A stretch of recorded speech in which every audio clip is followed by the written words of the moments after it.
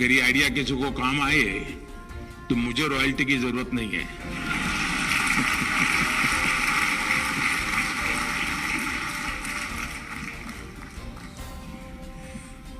साथियों, मैं इसलिए इन सारी बातों को कहता हूं,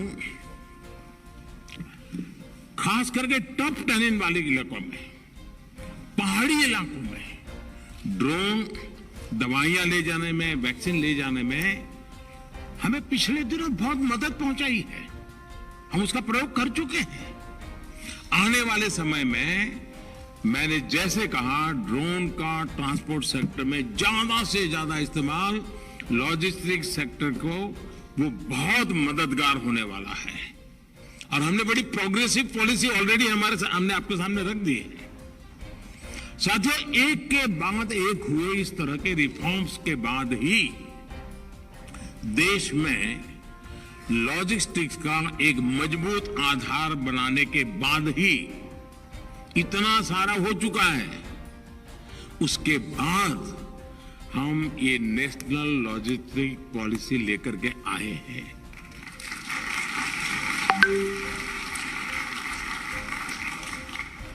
क्योंकि हमने एक प्रकार से टेक ऑफ स्टेज पर लाकर के छोड़ा हुआ है। अब आप सब साथियों का इसलिए आवश्यकता है कि अब इतने सारे इनिशिएटिव, इतनी सारी व्यवस्थाएं विकसित हो चुकी हैं, लेकिन फिर भी टेक ऑफ के लिए हम सबको जुड़ना है और टेक ऑफ करके रहना है। अब यहां से लॉजिस्टिक्स सेक्टर में जो तेजी आएगी, मैं कल्पना पूरी कर सकता हूं दोस्तों। ये जो बदलाव है वो अभूतपूर्व परिणाम लाने वाला है। और अगर एक साल के बाद इसका इवोल्यूशन करेंगे तो आप स्वयं भी विश्वास करेंगे कि हाँ, हमने तो सोचा नहीं था, यहां से पहुंच गए। देखिए, 13-14% की लॉजिस्टिक कॉस्ट के लेवल को हमें जल्द से जल्द हम सबने मिल करके उसको सिंगल डिजिट में लाने का लक्ष्य रखना ही चाहिए।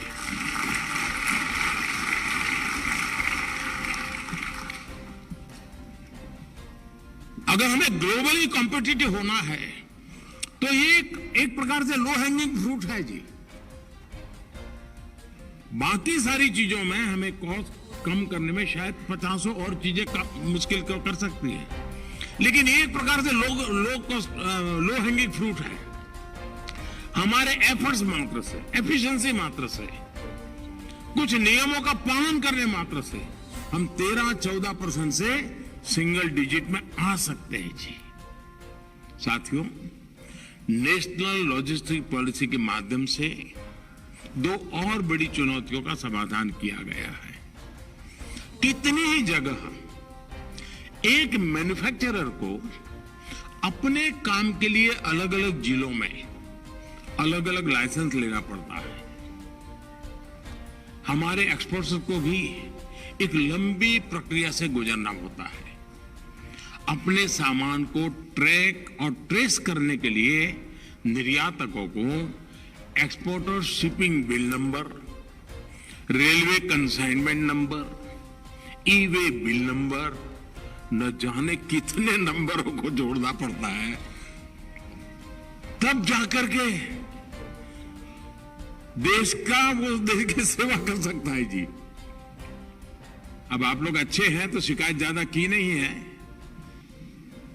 लेकिन आपके दर्द को मैं समझता हूं, इसलिए मैं इसको सुधार करने की कोशिश कर रहा हूं। आज जो यूनिफाइड लॉजिस्टिक इंटरफेस प्लेटफॉर्म यानी यूलिप, और यही मैं कहता हूं यूलिप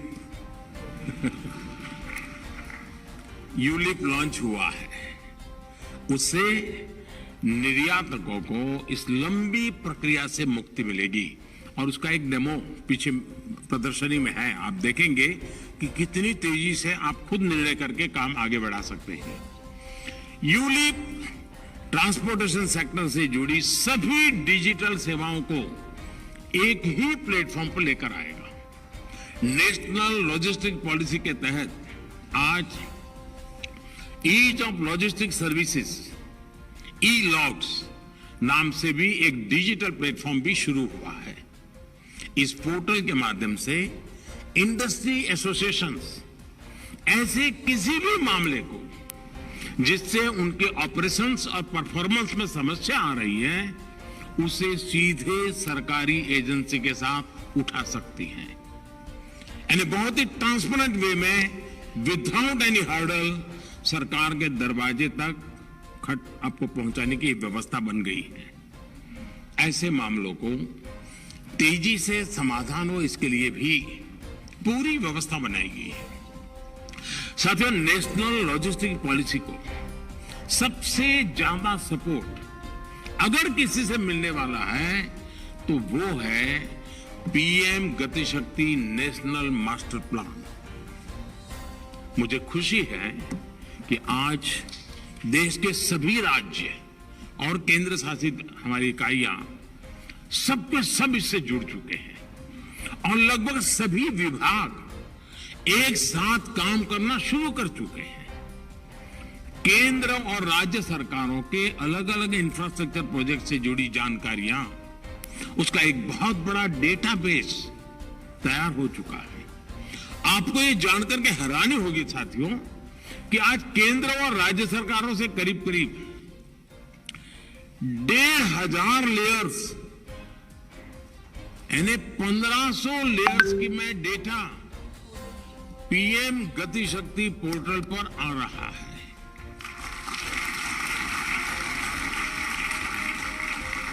कहां कौन से प्रोजेक्ट हैं, कहां फॉरेस्ट लैंड है, कहां डिफेंस लैंड है, इस तरह की सारी जानकारी एक सिंगल जगह पर आने लगी है। इससे इंफ्रा प्रोजेक्ट्स की प्लानिंग बेहतर हुई है, क्लियरेंसेस तेज हुई है और जो बाद में समस्याएं ध्यान में आती थी, उसका समस्याओं का समाधान कागज पर ही पहले से पक्का हो जाता है। हमारे इंफ्रास्ट्रक्चर में जो गैप्स होते थे, वो भी पीएम गति शक्ति की वजह से तेजी से दूर हो रहे हैं। मुझे याद है देश में पहले किस तरह इंफ्रास्ट्रक्चर प्रोजेक्ट्स को बिना सोचे समझे घोषित करने और उन्हें दशकों तक लटकाए रखने की परंपरा रही थी। इसका बहुत बड़ा नुकसान देश के लॉजिस्टिक्स सेक्टर ने उठाया है। और ये जब लॉजिस्टिक पॉलिसी की बात मैं कर रहा हूं, उसका एक मानवीय चेहरा भी है जी। हम इन व्यवस्थाओं को ढंग से चलाएं तो किसी भी ट्रक ड्राइवर को रात को बाहर सोना नहीं पड़ेगा। वो अपनी ड्यूटी करके रात को घर आ सकता है, रात को सो सकता है। ये सारा प्लानिंग व्यवस्था सब आसानी से की जा सकती है और ये कितनी बड़ी सेवा होगी। मेरा कहने का तात्पर्य है कि ये पॉलिसी अपने आप में देश के सोचने के पूरे तरीके को बदलने का सामर्थ्य रखती है। साथियों, गति शक्ति और नेशनल लॉजिस्टिक पॉलिसी मिलकर अब देश को एक नई कार्य संस्कृति की तरफ ले जा रहे हैं। हाल ही में स्वीकृत गति शक्ति विश्वविद्यालय, यानी हमने इसके साथ साथ ह्यूमन रिसोर्स डेवलपमेंट का काम भी साथ साथ किया है। पॉलिसी तो अब आज लड़ा रहे हैं। गति शक्ति विश्वविद्यालय से, यूनिवर्सिटी से जो टैलेंट निकलेगा, उससे भी इसे बहुत बड़ी मदद मिलने वाली है। साथियों, भारत में हो रहे इन प्रयासों के बीच हमें यह भी समझना जरूरी है कि आज दुनिया का भारत के प्रति दृष्टिकोण बदल रहा है। आज दुनिया भारत का बहुत सकारात्मक मूल्यांकन कर रही है।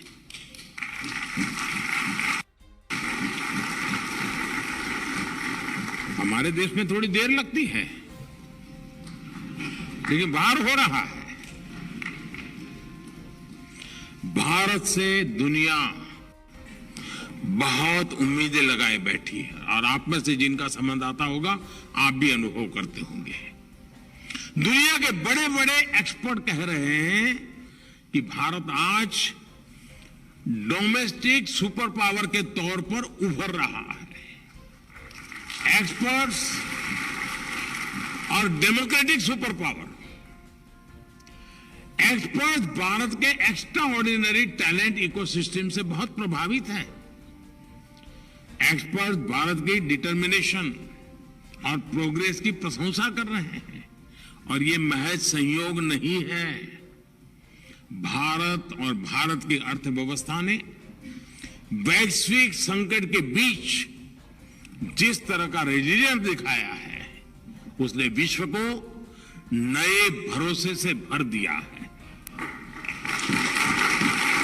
बीते वर्षों में भारत ने जो रिफॉर्म किए हैं, जो पॉलिसीज लागू की हैं, वो वाकई अभूतपूर्व है और इसलिए दुनिया का भारत के प्रति विश्वास बढ़ा है और निरंतर बढ़ता जा रहा है।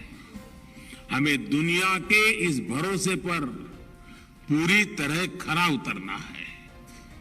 ये हमारी जिम्मेदारी है, हम सभी का दायित्व है और ऐसा अवसर खोना हमारे लिए कभी भी लाभकर्ता नहीं होगा। आज लॉन्च हुई नेशनल लॉजिस्टिक पॉलिसी, मुझे पक्का विश्वास है देश के जीवन के हर क्षेत्र में एक नई गति लाने में मदद करने वाली है। साथियों, विकसित बनने का संकल्प लेकर चल रहे भारत को आप में से कोई ऐसा नहीं होगा जो ये नहीं चाहता होगा कि हमारा देश एक डेवलप कंट्री बने। कोई नहीं होगा जी। समस्या यही होती है, चलो यार कोई करेगा। मुझे यही बदल लाना है, हमें मिलकर के करना है।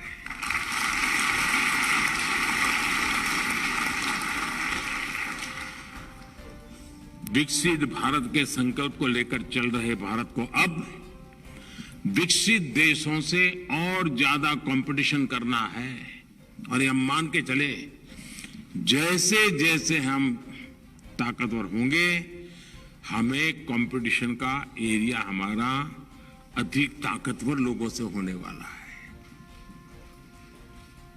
और इसको हमने स्वागत करना चाहिए, झिझकना नहीं चाहिए जी। आ जाओ, तैयार है।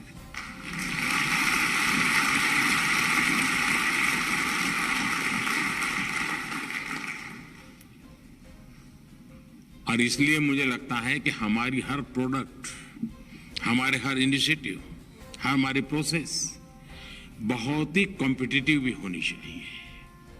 सर्विस सेक्टर हो, मैन्युफैक्चरिंग सेक्टर हो, ऑटोमोबाइल हो, इलेक्ट्रॉनिक्स हो, हमें हर सेक्टर में बड़े लक्ष्य बनाने हैं और उन्हें प्राप्त भी करना है।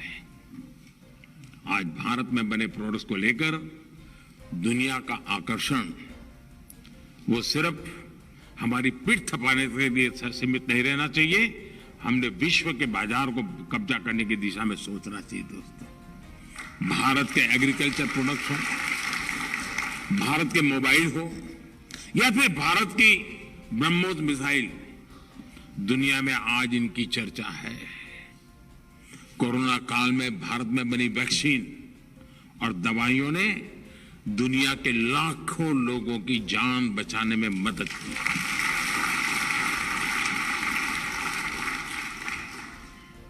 आज सुबह मैं उज्बेकिस्तान से आया, तो कल आखिरी में रात को मैं उज्बेकिस्तान के राष्ट्रपति जी से बात कर रहा था।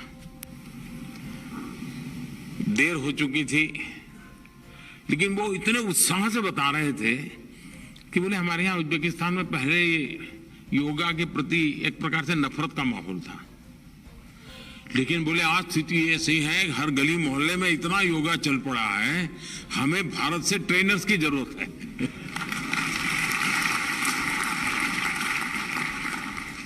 मेरा कहने का तात्पर्य यह है कि दुनिया का भारत की तरफ देखने का, सोचने का नजरिया बहुत तेजी से बदल रहा है। दोस्तों, भारत में बने प्रोडक्ट्स दुनिया के बाजार में छाएं, इसके लिए देश में सपोर्ट सिस्टम का मजबूत होना बहुत जरूरी है। नेशनल लॉजिस्टिक पॉलिसी हमें इस सपोर्ट सिस्टम को आधुनिक बनाने में बहुत मदद करेगी। और साथियों, आप सभी जानते हैं कि जब देश का एक्सपोर्ट बढ़ता है, देश में लॉजिस्टिक्स से जुड़ी मुश्किलें कम होती हैं, तो उसका बड़ा लाभ हमारे छोटे उद्योगों को और उनमें काम करने वाले लोगों को भी होता है। लॉजिस्टिक्स सेक्टर की मजबूती सामान्य मानवीय का जीवन ही आसान नहीं, बल्कि श्रम और श्रमिकों का सम्मान बढ़ाने में भी मदद करेगी। साथियों, अब भारत के लॉजिस्टिक्स सेक्टर से उलझनें समाप्त होगी, उम्मीदें बढ़ेगी। ये सेक्टर अब देश की सफलता को नई ऊंचाई पर पहुंचाएगा। नेशनल लॉजिस्टिक पॉलिसी में इंफ्रास्ट्रक्चर के विकास की, कारोबार के विस्तार की और रोजगार के अवसर बढ़ाने की अपार संभावनाएं हैं। हमें इन संभावनाओं को मिलकर साकार करना है। इसी संकल्प के साथ आप सबको एक बार फिर अनेक अनेक शुभकामनाएं। और अब चीते की गति से सामान को उठाना है, ले जाना है, यही मेरी आपसे अपेक्षा है। धन्यवाद। भारत माता की। भाई, पहली बार हैदराबाद मुक्ति दिन सरकारी तौर पर मनाया जा रहा है। आवाज ऐसी होनी चाहिए, कश्मीर से कन्याकुमारी और कच्छ से लेकर कामाख्या तक पूरे देश में आवाज गूंजे। मेरे साथ दोनों हाथ उठाइए और विजय के संकल्प की स्मृति का मुट्ठी बींचे और प्रचंड आवाज से बोलिए, भारत माता की, भारत माता की। मंच पर उपस्थित मेरे मित्र और केंद्रीय संस्कृति एवं पर्यटन मंत्री श्रीमान जी किशन रेड्डी जी, महाराष्ट्र के सम्माननीय मुख्यमंत्री श्रीमान एकनाथ शिंदे जी, कर्नाटक के परिवहन मंत्री जो हैदराबाद कल्याण कर्नाटक क्षेत्र से आते हैं, श्री बी रामलू जी, अजय कुमार भल्ला जी, श्री तपन डेका जी, श्री उमा नंदूरी जी और आज के कार्यक्रम में उपस्थित स्वतंत्रता सेनानियों और वीर शहीद जिन्होंने हैदराबाद की मुक्ति के लिए सर्वस्व बलिदान दिया है, उनके परिवारजनों, प्यारे भाइयों और बहनों, सबसे पहले मैं महाराष्ट्र, कर्नाटक और तेलंगाना की जनता को ढेर सारी हैदराबाद मुक्ति दिन की अनेक अनेक अनंत शुभकामनाएं देना चाहता हूं। मित्रों, आज ही के दिन 1948 में पूरा तेलंगाना, मराठावाड़ा जो महाराष्ट्र का हिस्सा है और कर्नाटक का हैदराबाद कर्नाटक आज ही के दिन स्वतंत्र हुआ था। मैं सबसे पहले ये मुक्त हवा में जो आज भारत का ये ऐतिहासिक और बड़ा हिस्सा सांस ले रहा है, इसके लिए हमारे लौह पुरुष सरदार पटेल को अनेक अनेक प्रणाम कर कर श्रद्धांजलि देना चाहता हूं। क्योंकि सरदार पटेल न होते तो शायद अनेक साल और लग जाते हैदराबाद को मुक्ति दिलाने के। वो सरदार पटेल ही थे जिन्होंने निजाम की सेना और रजाकारों को पुलिस एक्शन से परास्त कर कर इस समग्र प्रदेश को आजादी की सांस लेने का अधिकार दिया था। मैं फिर से एक बार सरदार पटेल को अनेक अनेक लोगों की शुभकामनाओं के साथ विनम्रता के साथ प्रणाम करना चाहता हूं। मित्रों, जब देश आजाद हुआ 15 अगस्त 1947 को पूरे देश में आजादी का आनंद उत्सव, मंगल उत्सव मनाया जा रहा था। मगर ये हैदराबाद राज्य, निजाम का राज्य, एक ऐसा राज्य था जिसके भाग्य में अभी भी आजादी नसीब नहीं हुई थी। 13 महीने तक निजाम के रजाकारों की असहनीय यातनाओं को ये पूरा क्षेत्र सहन करता रहा, अन्यायों को सहन करता रहा, अत्याचारों को सहन करता रहा। उसके बाद जब सरदार पटेल ने पुलिस एक्शन लिया, तब जाकर ये हमारा तेलंगाना स्वतंत्र हुआ था। मित्रों, आज के दिन पर अनेक वीर शहीद जिन्होंने अपना सर्वस्व न्यौछावर किया, कुमाराम भील, रामजी गोंड, स्वामी रामानंद तीर्थ, एम चेन्ना रेड्डी, नरसिम्हा राव जी, साइक बंगी जी, केवी नरसिम्हा राव जी, विद्याधर गुरु जी, पंडित केशवराव कोरटकर जी जैसे अनेक स्वतंत्रता सेनानियों को मैं प्रणाम कर श्रद्धांजलि देना चाहता हूं। मित्रों, अनेक लोग ऐसे थे जिन्होंने स्वतंत्रता संग्राम में हिस्सा लिया। बीदर के रामचंद्र वीरप्पा, जेवर्गी के सरदार सारगोंड पाटिल, रायचूर के एम नागप्पा, शिव कुमार स्वामी, बाद में कनकगिरी के जयतीर्थ राजपुरोहित, यादगिर के कोलरू मल्लप्पा, कराटागी के बेनकाल भीमासेन राव, अनेक लोगों ने इस आजादी के आंदोलन में अपना योगदान दिया। उनको भी मैं आज याद करना चाहता हूं। मित्रों, आज मैं आर्य समाज, हिंदू महासभा, बागनगर सत्याग्रह हो या उस्मानिया यूनिवर्सिटी में छेड़ा गया वंदे मातरम का आंदोलन, गांधी जी द्वारा स्थापित हैदराबाद स्टेट कांग्रेस, बीदर क्षेत्र के किसानों के उस वक्त के सत्याग्रह हो, ये सभी आंदोलनों को भी याद करना चाहता हूं। मित्रों, सालों के बाद यह क्षेत्र में एक मांग थी कि हैदराबाद मुक्ति दिन को सरकार की अनुमोदना के साथ मनाया जाए। मगर दुर्भाग्य की बात है, 75 साल चले गए। जिन्होंने यहां पर शासन किया, उन्होंने वोट बैंक की राजनीति के कारण हैदराबाद मुक्ति दिन मनाने का साहस नहीं किया। वादे तो अनेक लोगों ने किए, चुनावों में वादे किए, आंदोलनों में वादे किए, मगर सत्ता पर आते ही रजाकारों की भय से पलट गए। आज मैं भारत सरकार के प्रधानमंत्री नरेंद्र मोदी जी को लाख लाख बधाई देना चाहता हूं, जिन्होंने निर्णय किया कि हैदराबाद मुक्ति दिन को मनाया जाएगा। और मुझे आश्चर्य भी नहीं है, आनंद है इस बात का कि जैसे ही मोदी जी ने घोषणा की, अब सब लोग हैदराबाद मुक्ति दिन मनाते हैं। मनाते तो है, मगर नाम हैदराबाद मुक्ति दिन नहीं देते हैं। अभी भी जहन में डर है। मैं कहना चाहता हूं उन लोगों को, अपने दिल से वो डर उखाड़ कर फेंक दो।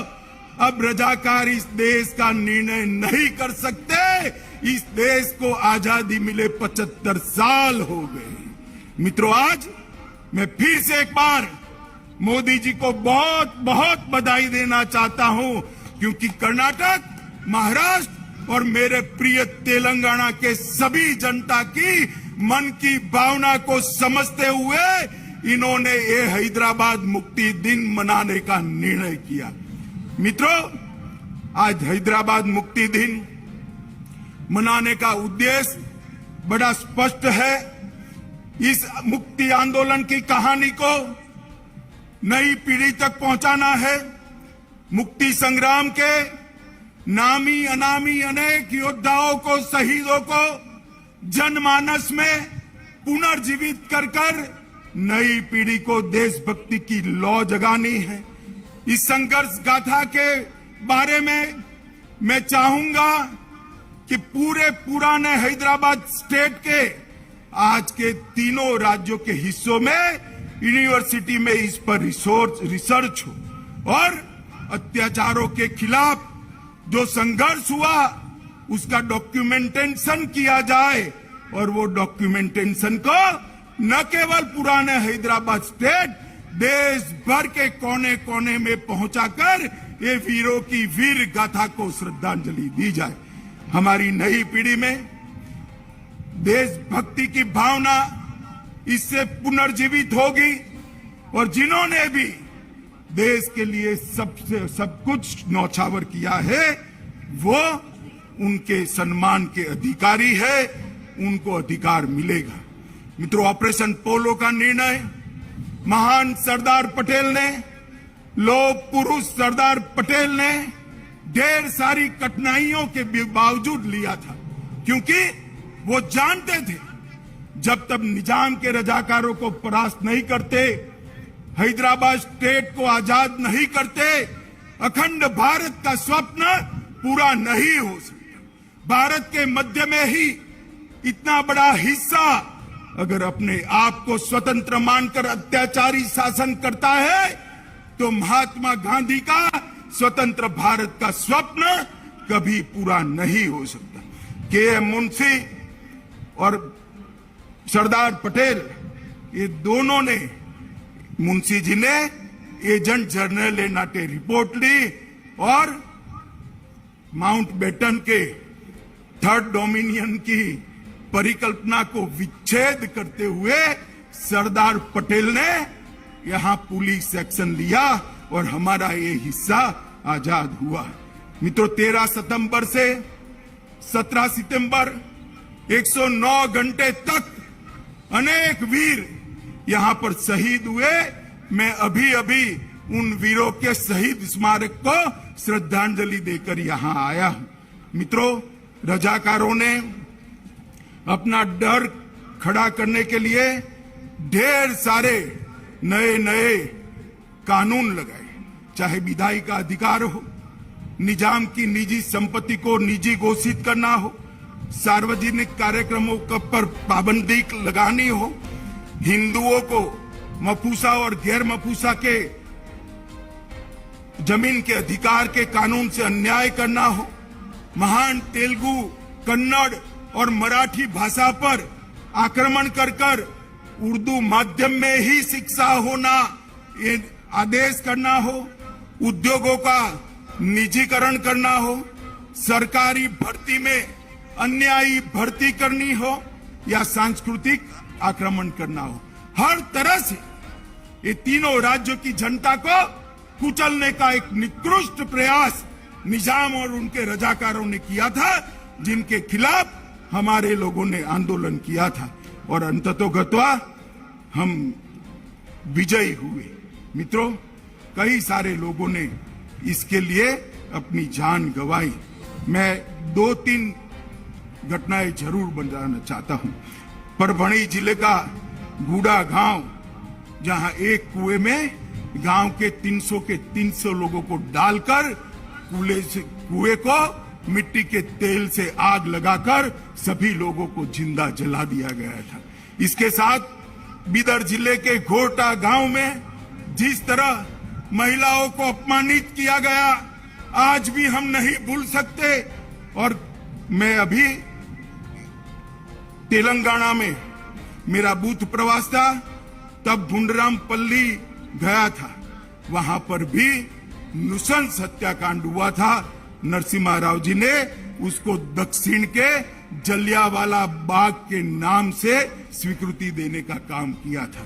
ये सारे हत्याकांडों के खिलाफ, अन्यायी शासन के खिलाफ हिंदू महासभा, आर्य सभा और हिंदू जागृति समिति ने केशवराव कोरटकर और वामनराव नाइक जैसे महानुभावों ने महान लोकमान्य तिलक से प्रेरणा लेकर ये आजादी का आंदोलन चालू किया था। मुझे आज बड़ी संतुष्टि है, मोदी जी ने हैदराबाद मुक्ति दिवस को संपूर्ण शासकीय आदेश के अंतर्गत मनाने का निर्णय कर हैदराबाद मुक्ति के आंदोलन को एक प्रकार से स्वीकृति और श्रद्धांजलि देने का काम किया है। मैं मोदी जी को बहुत बहुत साधुवाद देना चाहता हूं और तेलंगाना की जनता को भी कहना चाहता हूं। आज भी जिन लोगों को 17 सितंबर को हैदराबाद मुक्ति दिन बोलने में शर्म आती है, उन लोगों को भी मैं कहना चाहता हूं, ये हजारों लोग जो शहीद हुए हैं, जिसके आधार पर आज आप सत्ता पर बैठे हो, अगर उनको श्रद्धांजलि नहीं देते तो उनके साथ आप द्रोह कर रहे हैं। तेलंगाना की जनता को भी मैं कहना चाहता हूं, ये महान तेलंगाना राज्य की रचना जिस उद्देश्य से हुई, सत्ता पर बैठकर उद्देश्यों को जो भूल जाते हैं, जनता ने उनको नहीं भूलाना चाहिए। मुझे विश्वास है मित्रों कि ये जो आज मोदी जी ने परंपरा शुरू की है हैदराबाद मुक्ति दिन मनाने की, ये इससे भी ज्यादा जोर शोर के साथ अनेक सालों तक मनाया जाएगा और हैदराबाद को स्वतंत्र करने वाले सभी स्वतंत्र सेनानियों के शहीदों के सम्मान में यशोगान हर साल गाए जाएंगे। मैं फिर से एक बार पुराने हैदराबाद राज्य के आज के तीनों राज्य कर्नाटक, महाराष्ट्र और एक तेलंगाना के पूरा राज्य के सभी नागरिकों को हैदराबाद मुक्ति दिन की बहुत बहुत बधाई देना चाहता हूं और इनको विश्वास दिलाना चाहता हूं। जिस तरह से मोदी जी ने पूरे देश को सुरक्षित किया है, मोदी जी जिस तरह से देश को समृद्ध करने के रास्ते पर आगे चल पड़े हैं, मोदी जी जिस तरह से भारतीय और भारतीयता को उच्चतम शिखर पर बिठाने के लिए आगे बढ़ रहे हैं, मोदी जी जिस प्रकार से हमारे सभी शहीदों को श्रद्धांजलि देने के लिए आजादी का अमृत महोत्सव मनाए, वो उपक्रम निश्चित रूप से चालू रहेगा और हैदराबाद मुक्ति दिन का मनाना भी निश्चित रूप से चालू रहेगा। कोई मनाए न मनाए, भारत सरकार खुली छाती के साथ, हिम्मत के साथ हैदराबाद मुक्ति दिन मनाएगी। यही बात कहकर मैं मेरी वाणी को विराम देता हूं। फिर से एक बार सभी नागरिकों को तेलंगाना, कर्नाटक और महाराष्ट्र के सभी नागरिकों को अनेक अनेक अनंत शुभकामनाएं देकर मेरी बात समाप्त करता हूं। वंदे मातरम।